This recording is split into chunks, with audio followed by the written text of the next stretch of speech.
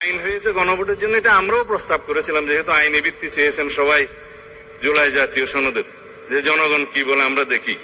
সেখানে জুলাই জাতীয় সনদ যেভাবে স্বাক্ষরিত হয়েছে, রাজনৈতিক সমঝোতার দলিল হিসেবে ঐতিহাসিকভাবে যেটা স্বাক্ষরিত হয়েছে, তার উপর ভিত্তি করে জুলাই জাতীয় সনদের পক্ষে এদেশের জনগণ আছে কি নাই সেই প্রশ্নে গণভোট হতে পারে।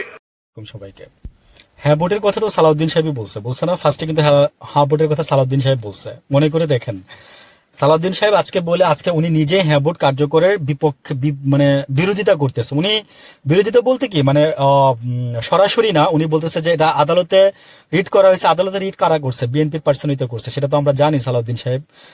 আচ্ছা, তো জামাত কিন্তু গণভোটটা আগেই চাইছিল, তো আপনারা তখন কেন অমত করছিলেন অনেক দল? বলেন তো দেখি। যখন এই যে ছোট ছোট এই যে আপনার এই যে যারা এখন বিভিন্ন দল থেকে বেরোয় দল ছেড়ে দিয়ে বিএনপিতে যোগ দিয়ে এসে পদ পাইছে, তারা ভাই না করছিল যে গণভোটটা দেয়, কিন্তু জামাত কিন্তু মানে রাজি ছিল, বা মানে গণভোট দিতে হবে, ওইখানে অনড় থাকতো জামাত। তারপরে এনসিপি মেনে নিচ্ছে যে না ঠিক আছে গণভোট আর একদিনই হোক।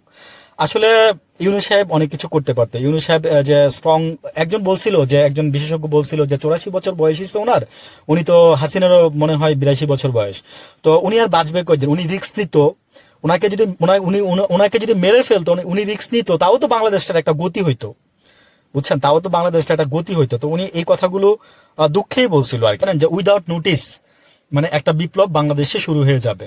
আমি বললাম কথাটা এই কারণে যে জাতি আসলে কি জানেন, যে দেখতে দেখতে দেখতে দেখতে জাতি এমন পর্যায়ে পৌঁছাই গেছে যে জাতির দেয়ালে পিঠ থেকে গেছে। এই জাতির আর কোনোই রাস্তা নাই।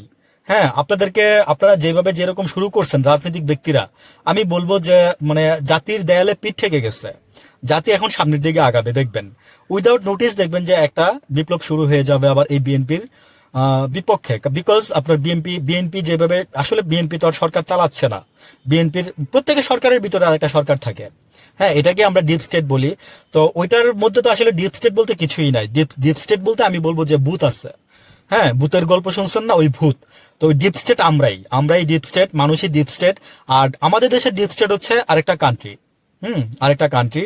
এইটুকুই বললাম, যারা বুঝার তারা অবশ্যই ভালো বুঝতে পারছেন। ভালো থাকবেন সবাই, আসসালামু আলাইকুম।